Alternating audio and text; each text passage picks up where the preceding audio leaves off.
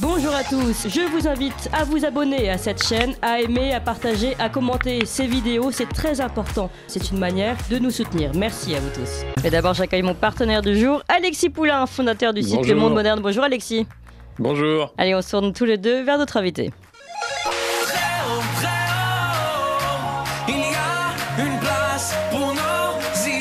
Vue de haut. Bonjour Laurent Richer. Bonjour. Et merci beaucoup d'être avec nous aujourd'hui. Vous êtes, on vous présente comme ancien boucher finalement depuis peu. Hein. Vous avez quitté la boucherie depuis peu. Depuis le mois de mai, j'ai arrêté la boucherie où j'ai été malheureusement viré pour faute grave. Voilà, on va raconter évidemment toute votre histoire. Je précise que donc vous venez de sortir ce livre, Viande et si vous saviez, un boucher de la grande distribution parle chez VA Éditions. Un livre que j'ai reçu comme ça. Je vais le préciser pour nos auditeurs. Alors il y a ceux qui nous regardent. C'est un livre sous cellophane, comme un morceau de viande sous cellophane en barquette. Donc déjà une présentation très réussie de ce livre. Et quand vous avez enlevé le cellophane et commencé à lire, je peux vous dire que là aussi on tombe sur des morceaux qui sont certainement assez durs à digérer, on va dire. Oui, tout à fait. Oui, parce qu'en fait vous racontez votre enfance, vous racontez votre vie, le fait que vous n'avez jamais voulu être boucher déjà. Non. Donc ça tombait mal quand même, parce que boucher c'est quand même un métier très particulier. Finalement vous n'avez pas fait beaucoup d'études au départ, c'est ce que vous expliquez, malgré d'ailleurs les insistances de vos parents, et vous êtes tombé à cause peut-être aussi d'une mauvaise orientation, comme quoi, et là vous lui en voulez beaucoup aussi d'ailleurs à cette personne qui vous a orienté. Ah mais complètement, moi je dis que de toute façon dans les années 80 il y avait vraiment un gros problème dans l'éducation nationale, et c'est vrai que j'aurais jamais, j'ai toujours fait ce métier là par dépit. J'ai été on va dire péjorativement balourdé.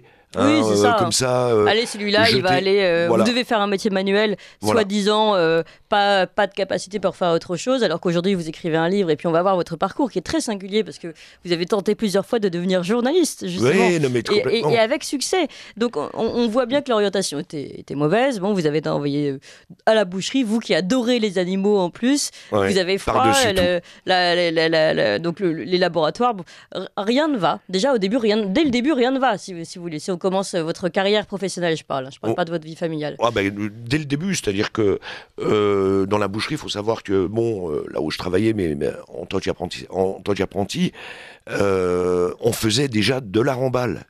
C'est-à-dire que... Alors, expliquez pour les auditeurs. Vous racontez très bien dans le livre, mais expliquez ce que c'est que de la remballe. La remballe, c'est tout simplement de la viande avariée ou de la viande dont la date limite de péremption est dépassée et qu'on remballe et qu'on remet, dans les rayons. Tout simplement. C'est ça la remballe. Et c'est vrai que ça existe depuis toujours. Et malheureusement, je trouve que ça s'est vraiment empiré. C'est pas que je trouve, c'est que ça s'est empiré avec le confinement. C'est-à-dire que... vous le racontez. Ah, ça c'est un truc de fou. Alors expliquez-nous pourquoi ça s'est empiré. Parce que je crois qu'aujourd'hui on vit une surconsommation hors norme. Et je crois que les directeurs de magasins et les chefs bouchers n'ont aucune pitié. Et donc, faut savoir que les chefs bouchers, on leur alloue une prime. Moins qu'il y a de casse, plus la prime sera haute, plus la prime, sera alléchante. Et c'est pour ça qu'aujourd'hui, on retrouve souvent dans les rayons de supermarchés, de moyennes, de grandes surfaces, des produits bien souvent invariés. Et ça, je l'explique dans mon livre, dans les moindres détails. Alors c'est vrai que quand j'ai écrit ça, j'ai dit non, je rêve pas, je l'ai fait. En fait, oui. Alors, parce qu'en plus, vous vous rendez coupable d'une certaine façon en participant, alors que ça vous dégoûte. Vous avez depuis le début tenté de tirer la sonnette d'alarme. Dès le début, votre premier jour, on vous dit tout ce qui se passe dans cette boucherie, tu ne dois pas raconter, dans ce laboratoire, ça ne doit pas sortir d'ici, tu ne dois pas le raconter. Ça, c'est votre première journée, je crois, en tant qu'apprenti. Ensuite, vous tentez, parce que vous allez encore à l'école une fois par mois, il me semble. Voilà, c'est ça.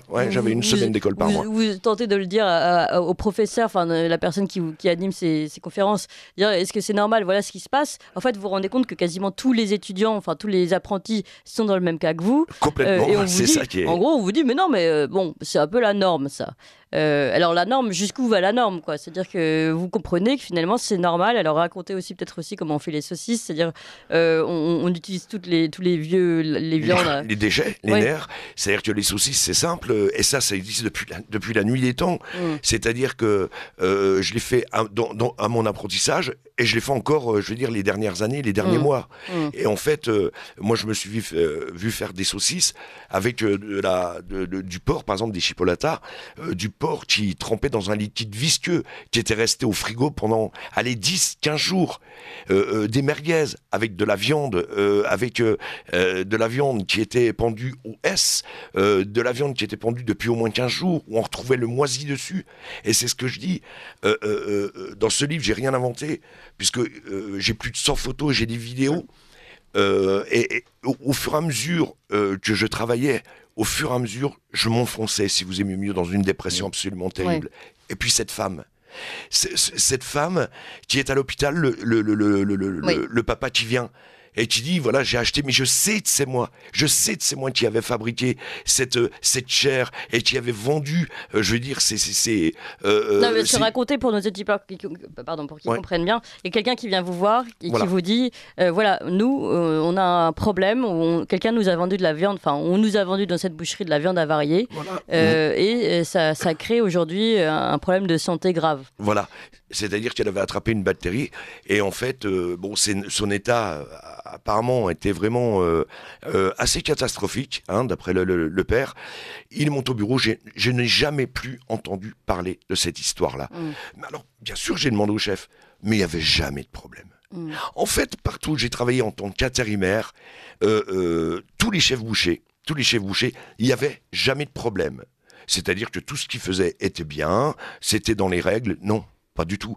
Et même quand je parle de moyenne et de grande surface, je parle aussi de magasins bio, de magasins réputés dans la viande, où le panier moyen est de 30-35 €.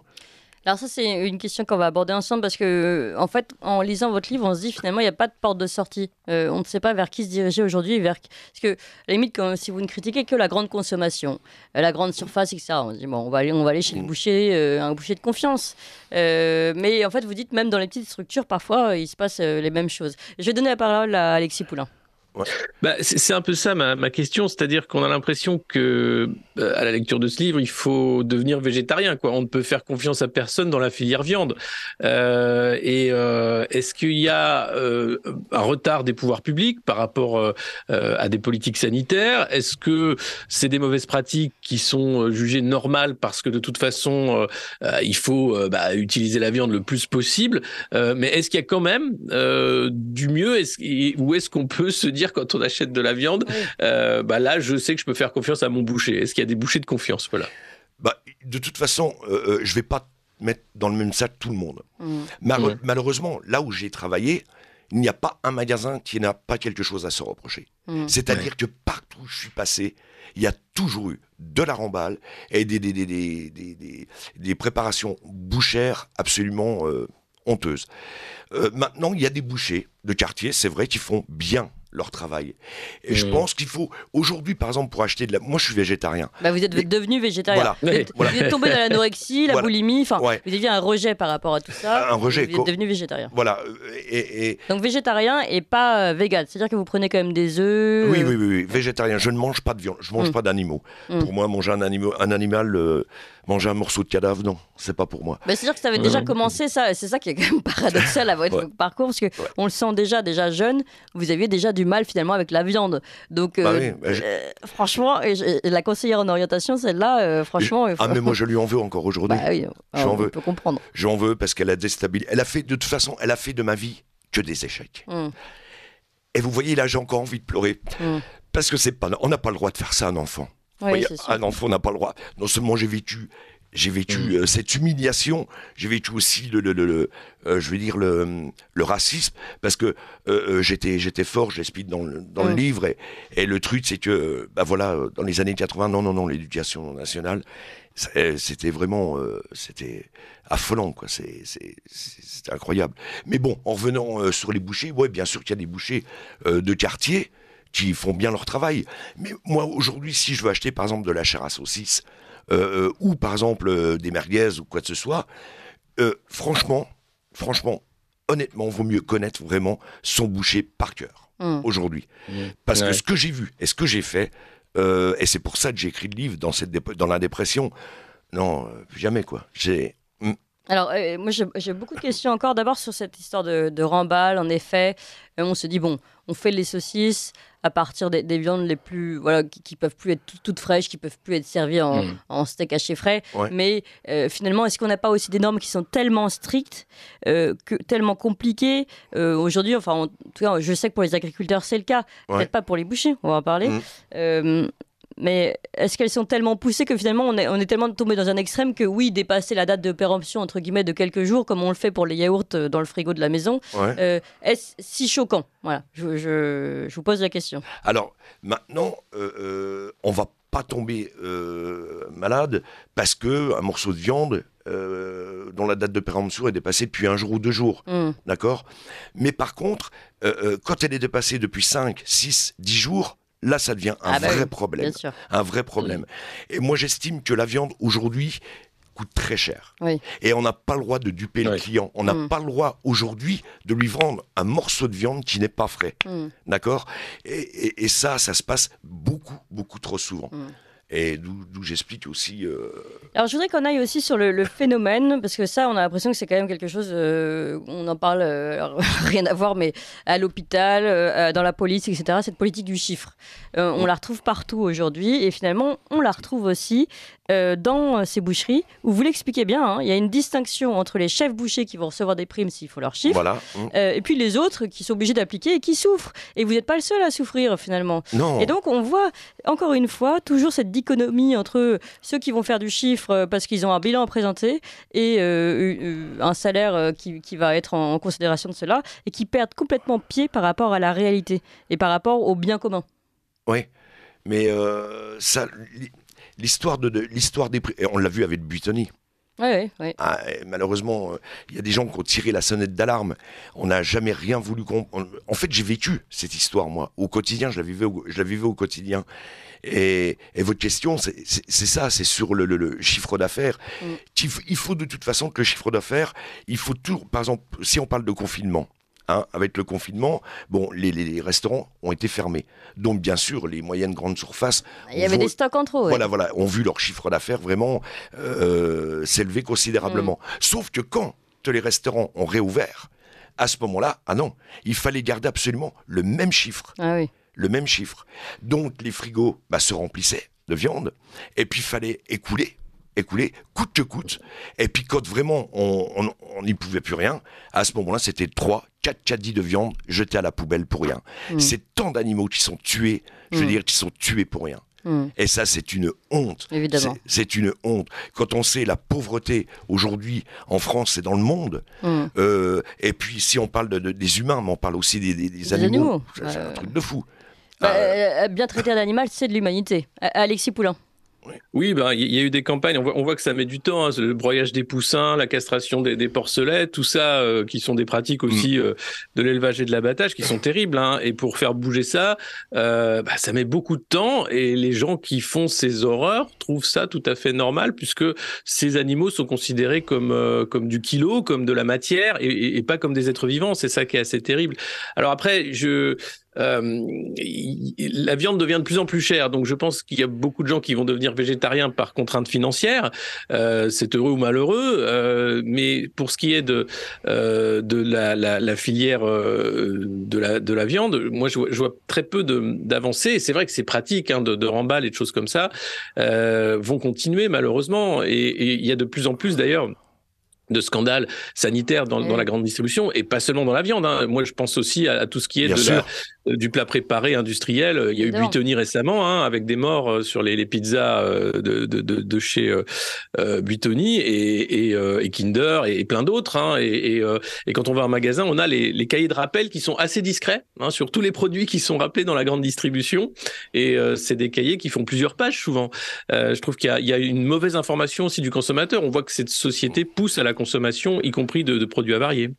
Voilà. Et ça, c'est... Alors, pour vous expliquer, parce que je suis boucher, donc, par exemple, mon dernier employeur, qui était une moyenne surface, je me fais virer pour faute grave. Malheureusement, il y a la télé qui vient, ils prennent dans le rayon, ils retrouvent des produits avec... c'est-à-dire avec... ils retrouvent des produits avariés.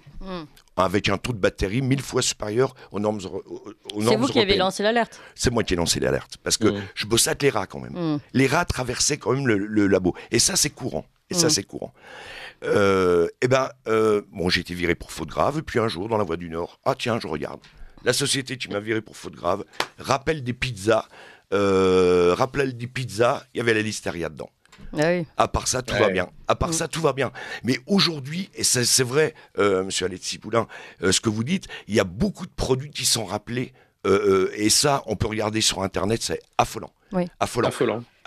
Et quand on voit que... Mais ça, c'est la grande distribution. C'est pour ça qu'on a du mal, dans ce que vous nous dites, à percer, si vous voulez. On se dirait, certes, on connaît le défaut de la grande distribution. On a reçu ici quelqu'un, il y a peu de temps, qui dénonçait aussi, qui vient de la grande distribution, qui a tout dénoncé également. Lui aussi viré, je vous rassure tout de suite. Donc, voilà. Mais là, ce que vous dites, c'est que finalement, c'est ces méthodes, on les retrouve aussi chez le petit boucher. C'est ça qui nous dérange, dans le discours, qui nous dérange, qui nous surprend et qui ne donne pas de réponse, en fait. On ne sait pas où trouver. Pas tous les bouchers, parce qu'il y a des gens sérieux, il y a des gens qui font bien leur travail, il y a des gens honnêtes. Mais les petites boucheries, il faut savoir que eux aussi souffrent. Je veux dire, ils souffrent aussi financièrement. Donc, j'ai des amis qui travaillent dans l'artisanat, malheureusement, qui font de la remballe. Et des fois, des choses même pires. C'est incroyable. Donc, aujourd'hui, pour acheter de la viande... Honnêtement, il faut connaître son boucher, mais vraiment par cœur. Il faut vraiment... on en est là. Aujourd'hui, on en est là. Dans la viande, on en est là. Alors, et la traçabilité, parce que vous en parlez aussi, c'est-à-dire les labels, etc., vous le dénoncez aussi. C'est pareil. Nous, franchement, consommateurs, on lit votre livre, on est perdu, parce qu'on se dit, zut, alors moi, depuis le début, j'essaye d'acheter viande élevée en plein air, c'est pas vrai. Petit boucher. Oui, et là, vous démontez tout ça. Mais c'est pas vrai. Moi, j'ai fait, pareil, dans une moyenne surface très, très connue. J'ai vendu des poulets polonais, d'accord, et je les ai vendus en labellisé.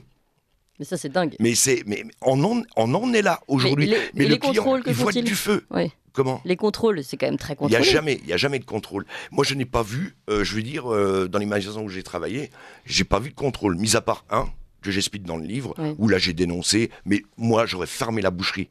J'aurais fermé tellement j'ai fait des choses, mais on m'a fait faire des choses, mais dégueulasses. Mais bon, voilà, c'est le seul contrôle parce que je les ai harcelés. J'ai harcelé la DDPP, la Direction départementale de la protection de la population, pour qu'ils se déplacent, mais rien à faire. Alexis Poulain. Oui, non, mais c'est ça qui est... On voit une défaillance des pouvoirs publics, puisque là, en l'occurrence, il y a vraiment des dysfonctionnements à répétition. Est-ce que c'est un manque de volonté politique, un manque de moyens ? Est-ce que c'est pour ne pas froisser la grande distribution ? Qu'est-ce qui fait qu'aujourd'hui, il y a ces dérives qui sont globales et couvertes d'une certaine façon par manque de contrôle. Ouais, mais moi je pense que de toute façon, ça c'est l'appât du gain. C'est l'appât du gain, et puis la grande distribution, c'est un sacré lobby. Donc, je veux dire, voilà, il y a des sous, quoi. Et là où il y a de l'argent, il n'y a pas de pitié, bien souvent. Et c'est dommage. Et c'est dommage qu'on en est tombé. En fait, là où il y a de l'argent, et c'est grand, et encore une fois, cette hiérarchie qui n'est plus sur place, qui ne travaille plus dans le labo, on voit, comme on le voit, c'est pour ça que je faisais ce parallèle dans d'autres domaines, une séparation de la hiérarchie qui va dicter ses obligations, et puis des exécutants. Voilà. C'est-à-dire que là, on est là. Moi, je n'ai fait qu'acquiescer. Je veux dire, je n'ai fait que... Bien sûr, il y a des personnes... parce qu'il y a une vidéo qui est virale, qui est sur Internet actuellement. Et bien sûr on me dit, mais attends, t'as fait ça pendant 25 ans, mais voilà seulement aujourd'hui, tout ouvre ta gueule. Mais moi, fallait que je bosse. Oui, mais ça, vous le racontez très bien. Voilà, je pouvais pas... D'ailleurs, vous avez tenté des milliers de fois de trouver un autre moment. On va parler dans la deuxième partie après 9h. Vous avez tenté d'aller dans différentes voies. Vous n'avez pas arrêté, en fait, d'essayer de quitter la boucherie. Seulement, en fait, vous n'aviez pas de solution. À un moment donné, il fallait travailler, gagner de l'argent, et vous retourniez. Et à chaque fois, ça vous rendait malade physiquement d'y retourner. Mais on va en parler. Mais il est 8h58 sur Ligne Droite. On fait un rapide point, et puis on reste avec vous, Laurent Richard. Richer, je rappelle, hein, le titre de votre livre que j'ai reçu sous cellophane. Donc ça, vraiment, c'était très original. Viande, et si vous saviez, un boucher dans la grande distribution parle, et c'est chez VA Édition. Mais tout de suite, il est 8h59 et on fait un point sur les informations avec Emmanuel Noël. Ligne droite. Très haut, il y a une place pour nos idées. Vue de haut. Nous sommes toujours avec Laurent Richer, auteur de ce livre Viande, ici vous saviez, un boucher de la grande distribution parle chez VA Édition. Laurent Richer, on a parlé de ce que vous avez finalement vécu dans les laboratoires. Oui. Alors, j'aimerais bien aussi remercier, parce que l'avant-propos est de Brigitte Bardot. Oui, tout à fait. Et ça, pour... c'est quand même pas mal. C'est pas mal. Brigitte Bardot, franchement, je l'embrasse de tout mon cœur. Vous l'avez rencontrée ou pas en vrai ? Non, mais disons qu'elle était super sympa de me faire cet avant-propos, parce que on a le même combat finalement aujourd'hui. Oui. Ouais. Tout à fait. Alors, je voudrais parler de votre combat, mais de votre combat de vie maintenant, de votre parcours de vie, parce que c'est aussi finalement prégnant dans toute cette histoire. Votre histoire, c'est l'histoire de ce qui ne va pas dans le monde de la viande, mais également ce qui ne va pas, on va dire, dans le monde de l'orientation et même peut-être dans le monde du travail. Donc, je rappelle à tous ce que vous racontez dans le début de votre livre. Vous êtes issu d'une famille avec des parents aimants qui travaillent beaucoup, qui travaillent dur. Mais qui n'ont pas beaucoup de moyens. Non. Et donc, vous ne travaillez pas très bien à l'école. Et finalement, un peu pour rassurer vos parents, on vous oriente vers la boucherie parce qu'on vous dit métier manuel, etc., vous n'êtes pas doué. Et puis, vous y allez parce qu'il faut rassurer vos parents. Finalement, vous faites aussi pour eux en vous disant allez, je vais aller là-dedans, comme ça j'aurai un métier, etc. Et vous, en fait, vous sortez de votre CAP, c'est ça? C'était déjà un CAP, je crois. Ouais, c'est ça, un CAP, ouais. Vous sortez de votre CAP et vous dites ça y est, maintenant je peux faire ce que je veux. Et vous tentez à ce moment-là, avant même de retourner dans le chemin de la boucherie, vous tentez d'être journaliste. Ouais, voilà. Et en fait, vous avez une attirance et vous avez même, je pense, des capacités. Puisque j'étais mauvais. En tout cas, vous avez eu un certain succès, vous le racontez après dans une télévision. Après, dans une télévision, parce que j'ai insisté, parce que voilà, j'adore l'être humain. Ouais. C'est con, mais j'adore l'être humain. J'adore faire plaisir, j'adore donner du bonheur. Et une fois, j'ai travaillé, donc j'ai fait un peu de radio, mais j'étais tellement mauvais. D'ailleurs, j'explique dans le livre. Et un jour, j'ai eu la chance de faire de la télévision, et j'ai travaillé en télévision comme animateur. Ça a bien marché. Et là, ça a bien. Là, c'est un succès. J'ai eu un succès absolument. C'était 1 an ou 2 ans? Vous avez fait 2 ans, 2 saisons. Aux côtés de Jean-Luc Bertrand, c'était sur RTL 9, ça s'appelait Bienvenue chez vous. Et c'est vrai que j'interprétais un personnage, je veux dire, drôle.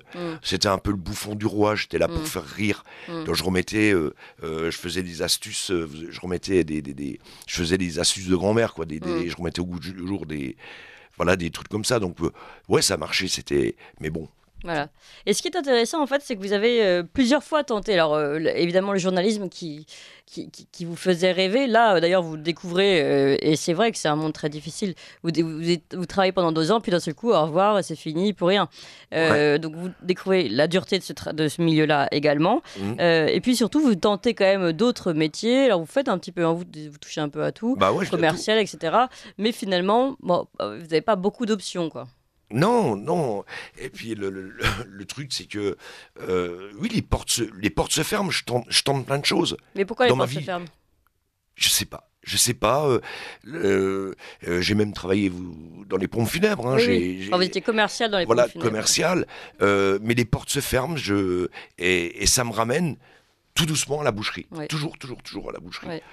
Et ça, je sais pas pourquoi. Je sais pas. Et c'est pour ça que je dis. Ma vie est remplie d'échecs. Mais tout ça, ça commence dès mon plus jeune âge. Parce que je n'ai plus confiance en moi. Encore aujourd'hui. Tout ça est parti d'une mauvaise orientation. Ouais. Parce que vous auriez pu être, je sais pas moi, manuel dans le bois, ébéniste, etc. Et vous auriez été bien plus heureux. Bien sûr.